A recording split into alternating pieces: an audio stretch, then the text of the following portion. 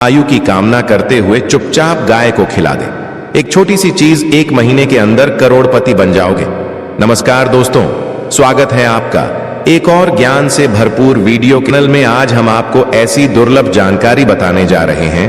पुत्रदा एकादशी के दिन गाय को एक चीज खिला देते हो तो आपकी जन्मों जन्मांतर की गरीबी हमेशा के लिए समाप्त हो जाएंगी।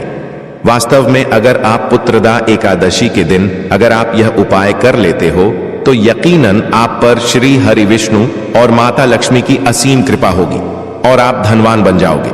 आप धनवान ना बने तो मुझे बताना दोस्तों, मैं सौगंध खाता हूं। बस जो उपाय आपको बताया जाए वह उपाय कर लेना। चलिए जानते हैं। पुत्रदा एकादशी के दिन चुपचाप गाय को खिला दे। यह एक छोटी सी चीज करोड़पति भी अरबपति होंगे। सभी संकट और आसान से मुक्ति, मृत्यु दंड, पितृदोष तुरंत होगा। पूरे साल आपके भरे रहेंगे। अन्य धन के भंडार यूं कहें कि आपकी 7 पूछतें तक करेंगी। रूपों पैसों पर राज बैंक बैलेंस बढ़ता चला जाएगा। आपके घर में वेतन है वह कभी खर्च नहीं होगा और बढ़ता ही जाएगा। सभी दुख दर्द संकट कष्ट दूर हो जाएंगे दूर और सभी सुख आपके कदमों में आ जाएंगे। सभी सुख आपके कदम चूमेगी। यदि आप यह एक छोटी और खास चीज चुपचाप गाय को खिला देते हैं तो तत्काल गरीबी आपके जीवन से खत्म हो जाएगी। योग से राजा बन जाता है और 33 कोटि देवी देवताओं को धारण करने वाली गौ माता की असीम कृपा व्यक्ति पर आजीवन बसती है। व्यक्ति के घर में कभी भी अन्य धन वस्त्र की कमी नहीं होती। अन्य धन के भंडार व्यक्ति के घर में भरे रहते हैं। पुत्रदा एकादशी के दिन गाय का यह उपाय करने से व्यक्ति के जीवन से तत्काल गरीबी खत्म हो जाती है। तो दोस्तों, कौन कौन से गौ माता से जुड़े खास और महत्वपूर्ण उपाय हैं जिन्हें यदि पुत्रदा एकादशी के दिन कर लेते हैं तो दोस्तों, गाय का उपाय बताने से पहले एकादशी पूजा के बारे में थोड़ा सा जानकारी दे देता हूं कि पुत्रदा एकादशी कब है और इस महीने में किस तारीख को है, 4 या 5 अगस्त। तो इस वर्ष पुत्रदा एकादशी 5 अगस्त 2025 को पड़ रही है। पुत्रदा एकादशी के दिन आपको पवित्र नदी में स्नान करना है। इस दिन सभी भक्तजन श्री हरि विष्णु तथा माता लक्ष्मी की पूजा करने के साथ साथ गौ माता की पूजा अवश्य ही करते हैं और गौ माता को कुछ न कुछ जरूर ही खिलते हैं। इससे मनुष्य के जन्मों जन्म अंतर की गरीबी हमेशा के लिए नष्ट हो जाते हैं। दोस्तों, जिस दिन का इंतजार दुनिया भर के हर पंडित, एस्ट्रोलॉजर और हर हिंदू भाई है को रहता है, वह दिन अब आ गया है। दोस्तों, आपकी जानकारी के लिए बता दें, हिंदू धर्म में पुत्रदा एकादशी बहुत ही धूमधाम से मनाई जाती है। महिलाएं पुत्र की कामना करते हुए बिना जल ग्रहण किए पुत्रदा एकादशी का व्रत रखती हैं और इसमें सबसे पहले भगवान विष्णु की पूजा की जाती है, माता तुलसी की पूजा की जाती है, देवी देवताओं की पूजा की जाती है और जो भोग बनाया जाता है वह विष्णु और माता लक्ष्मी और उनकी विधि विधान से पूजा की जाती है। गौ माता की पूजा की जाती है, लेकिन इनमें सबसे ज्यादा महत्व पुत्रदा एकादशी का माना जाता है। शास्त्रों में, वेद पुराणों में साफ साफ लिखा हुआ पुत्रदा एकादशी के दिन श्री हरि विष्णु और माता लक्ष्मी जी का आशीर्वाद प्राप्त करने का सबसे सुनहरा दिन होता है। इस दिन भगवान विष्णु, माता लक्ष्मी जी बहुत ही ज्यादा प्रसन्न मुद्रा में होते हैं और अपने दोनों हाथों से अपने भक्तों पर कृपा बरसाते हैं। एक तरफ दोस्तों मान्यता है पुत्रदा एकादशी के दिन जो सूर्य होता है वह अन्य दिनों के मुकाबले सबसे ज्यादा प्रकाशमान होता है। पुत्रदा एकादशी के दिन सूर्य देवता को आगे दिया जाता है। महिलाएं पुत्रदा एकादशी का व्रत पुत्र की कामना करते हुए पुत्र की दीर्घायु और कुशलता के लिए पुत्रदा एकादशी का व्रत रखते हैं। दोस्तों, अगर आप नहीं जानते तो आपकी जानकारी के लिए बता दें, एक व्यक्ति की कुंडली में अगर चंद्र ग्रह की स्थिति अच्छी है तो उसे व्यक्ति का भाग्य हमेशा उसका साथ देता है। वह व्यक्ति जिस कार्य को भी शुरू करता है उसे कार्य में उसको सफलता प्राप्त होती है। इसीलिए निर्जला एकादशी को हमारे हिंदू धर्म में बहुत ही ज्यादा विशेष और खास महत्व दिया गया है। आप लोगों की जानकारी के लिए बता दें, पुत्रदा एकादशी के दिन 52 तरीके के शुभ योग बन रहे हैं। कई सालों के बाद सूर्य का प्रकाश इतना प्रकाशमान होगा जितना कभी नहीं हुआ। 130 साल में ऐसा दुर्लभ संयोग बनने जा रहा है। लक्ष्मी योग, ग्रह योग, नक्षत्र योग, अमृत सिद्धि योग जैसे शुभ योग का निर्माण हो रहा है। क्योंकि पुत्रदा एकादशी के समय में पूरे दिन का व्रत करना चाहिए और श्री हरि विष्णु और माता लक्ष्मी का आशीर्वाद प्राप्त होता है। पुत्रदा एकादशी के दिन ब्रह्म मुहूर्त में सोकर नहीं उठ सकते हैं, किसी पवित्र नदी में जाकर स्नान नहीं कर सकते हैं, पूरे दिन का व्रत नहीं रख सकते हैं। वैसे तो दोस्तों, पुत्रदा एकादशी के दिन स्नान और प्रातः का विशेष ही महत्व होता है, लेकिन इस दिन अगर आप ज्योतिष शास्त्र तंत्र शास्त्र के अनुसार एक गाय वाला उपाय विधि विधान से पुत्रदा एकादशी वाले दिन कर लेते हैं तो आपकी जन्मों जन्मांतर की गरीबी हमेशा के लिए समाप्त हो जाएंगी। वास्तव में अगर आप पुत्रदा एकादशी के दिन अगर आप यह उपाय कर लेते हो तो यकीनन आप पर श्री हरि विष्णु और माता लक्ष्मी की असीम कृपा होगी और आप धनवान बन जाओगे। इस दिन सभी भक्तजन श्री हरि विष्णु तथा माता लक्ष्मी की पूजा करने के साथ साथ गौ माता की पूजा अवश्य ही करते हैं और गौ माता को कुछ ना कुछ जरूर ही खिलते हैं। अब आप सोच रहे होंगे कि गाय को ऐसा क्या खिलाने से और ऐसा क्या उपाय करने से आपको भगवान विष्णु और माता लक्ष्मी का आशीर्वाद मिल सकता है। तो दोस्तों, आपने देखा होगा जब भी आपके घर पर दिवाली की पूजा होती है या धनतेरस की पूजा होती है या फिर पुत्रदा एकादशी की पूजा होती है तो आपके घर वाले गौ माता की पूजा जरूर करते हैं और गौ माता को जो भोग होता है उसमें से कुछ ना कुछ खिलाते हैं, ज्यादा नहीं तो 2 पूरी अवश्य ही खिलाते हैं। तो दोस्तों, आपको इस उपाय को पुत्रदा एकादशी वाले दिन ही करना है और सूर्य देव को आगे देना है और उनकी विधि विधान से पूजा करना है।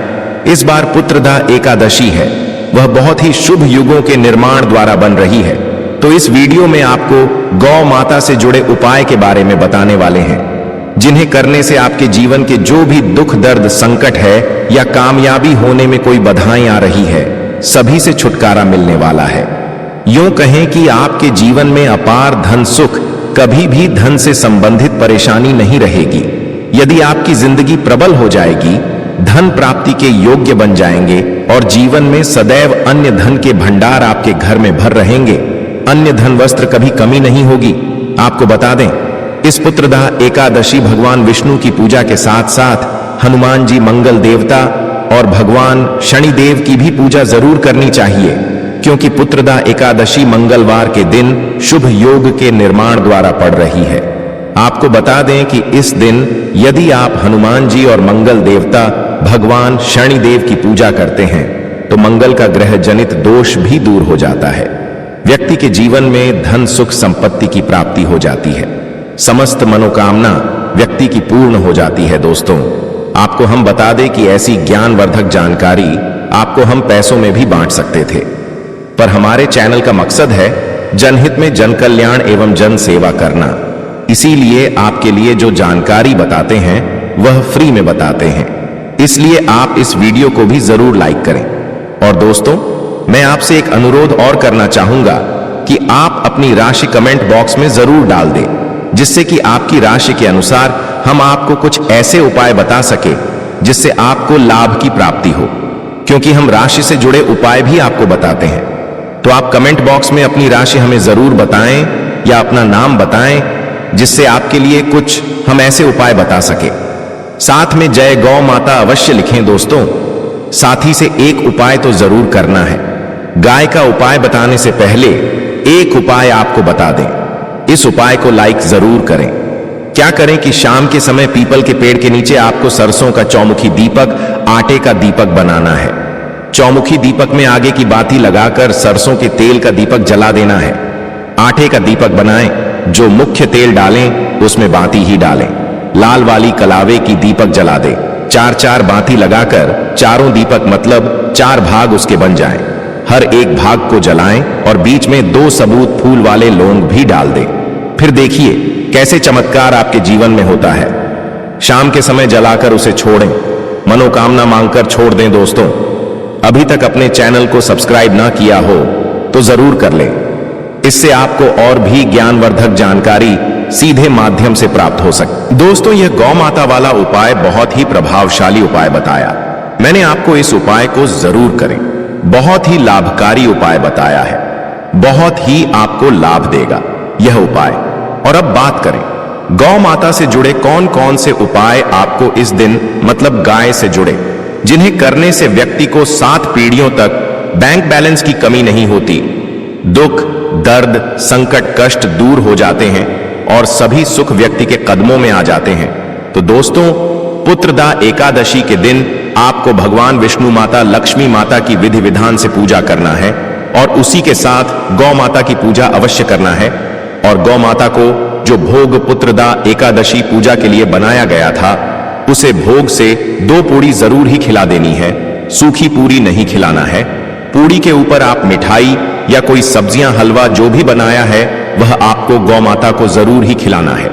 दोस्तों, हर एक और मांगलिक काम में गौ माता या उनसे जुड़ी चीज जैसे गाय का गोबर, गोमूत्र, गाय का दूध अथवा गाय के दूध से बना घी जरूर शामिल करें।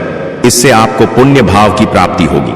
सनातन परंपरा के अनुसार जिस घर में गाय होती है उसे घर से जुड़े सभी वास्तु दोष स्वयं खत्म हो जाते हैं, क्योंकि पंचम या के बिना कोई भी पूजा पाठ और हवन सफल नहीं होता। दोस्तों, महीने में एक बार हो सके तो परिवार सहित एक बार गौशाला जाने का नियम जरूर बनाएं और हो सके तो गायों को हरा चारा जरूर खिलाएं, जिससे सभी वास्तु दोस्त शांत हो जाते हैं। दोस्तों, आपका प्रिय चैनल कभी किसी को भी गलत जानकारी नहीं देगा और इनसे जुड़े दोषों का निदान हो जाता है। गर्मियों में गौ माता को पानी पिलाएं और सर्दी में गौ माता को गुड़ जरूर खिलाएं। ध्यान रखें कि पुत्रदा एकादशी वाले दिन गौ माता को गुड़ जरूर ही खिलाना है।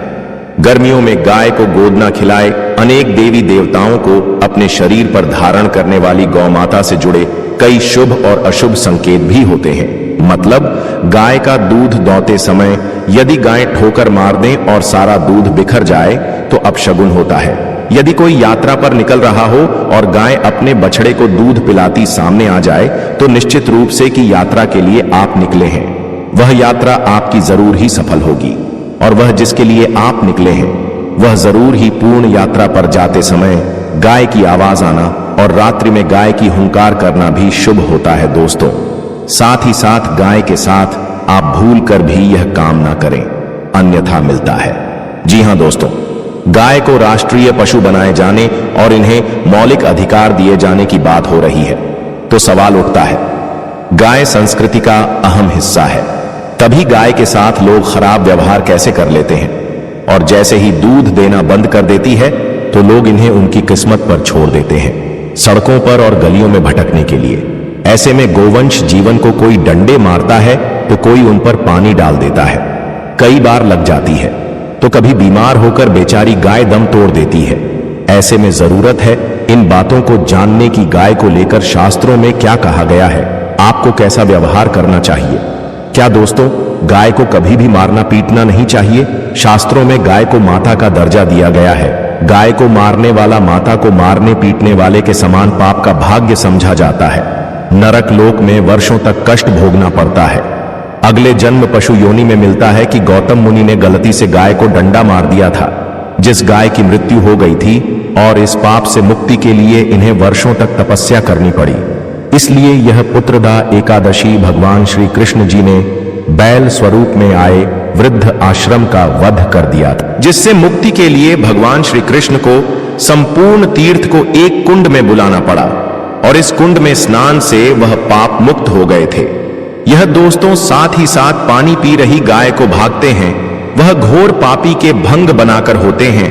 ऐसे लोग घर आप से मुक्त होकर स्वर्ग पाए जाते हैं और बड़े ही धनवान कुल में जन्म लेकर सुख भोगते हैं। और साथ ही साथ आराम कर रही गाय को कष्ट देकर कभी भी उठाना नहीं चाहिए। वह जन्म में किए गए जाने अनजाने में पापों से मुक्ति हो जाती है और गोलोक में स्थान पाते हैं। गाय को डंडा मारकर उठना, पानी डालकर उठाने से मनुष्य पाप का भागी बनता है और अगले जन्म में उसे दर दर भटकना पड़ता है। और साथ ही साथ शास्त्रों में बताया गया है, जो लोग गाय की सेवा करते हैं और उनका भोजन खिलाते हैं और उनकी परवरिश अच्छी तरह से कहते हैं, तो वह लोगों के जीवन की सभी इच्छाएं पूर्ति होती हैं। गाय के बछड़े से बचा हुआ दूध ही मनुष्य को लेना चाहिए, परंतु कुछ लोग एक बार गाय को धो लेने बाद फिर से बछड़े के लिए बचा हुआ दूध भी धो लेते हैं। ऐसा करना घोर पाप कहा जाता है।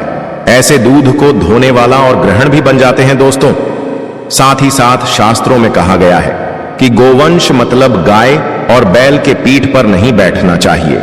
उनक पीठ पर बैठने से महापाप लगता है। ऐसे लोगों को नरक की यात्रा भोगनी पड़ती है। एकमात्र देव के अंश के उत्पन्न नदी ही गौवंश है, जिस पर स्वयं महादेव और महादेवी सवारी करती है, क्योंकि नंदी ने स्वयं अपनी इच्छा से महादेव की सवारी बनना स्वीकार किया था।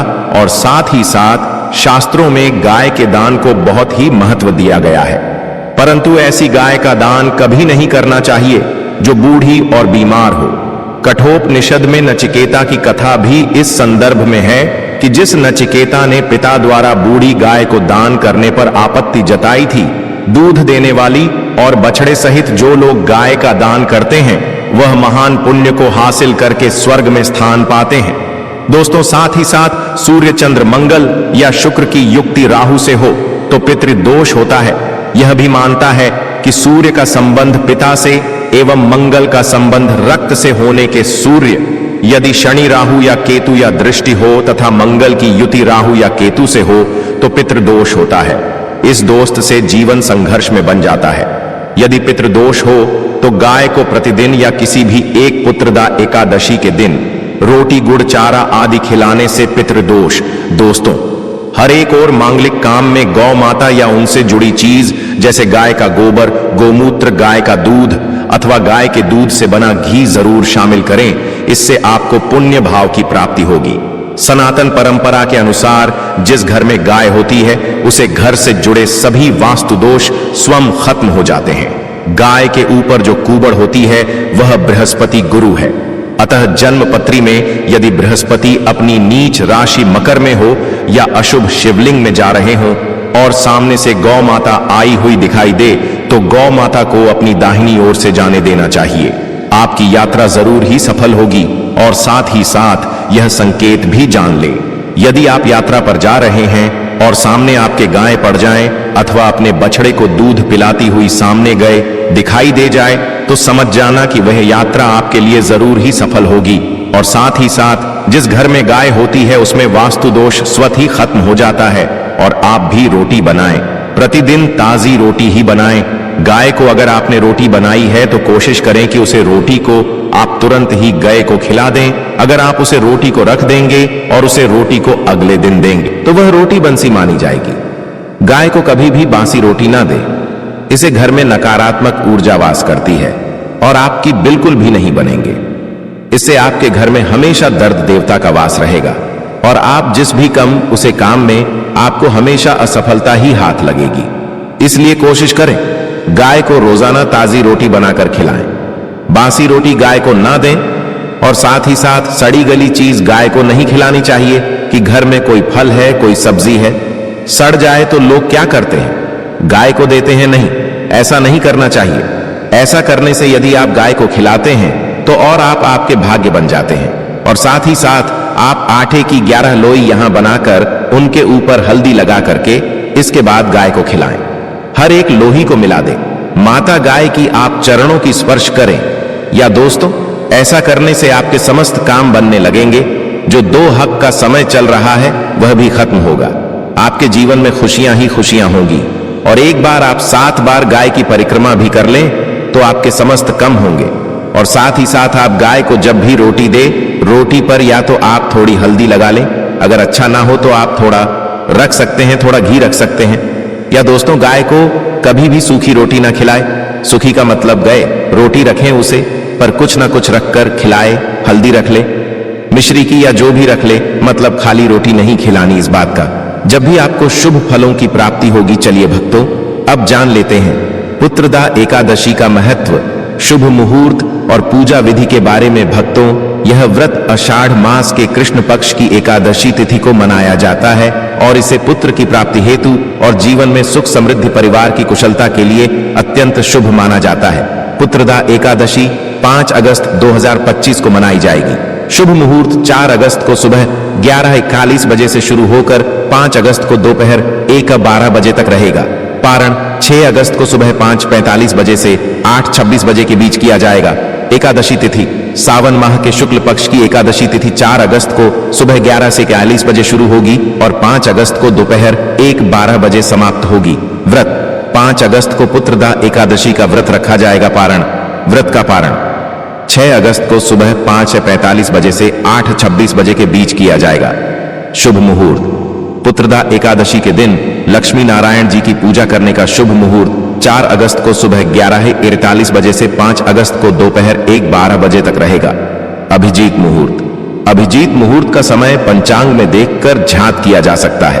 पारण का समय 6 अगस्त को सुबह 5:45 बजे से 8:26 बजे के बीच रहेगा।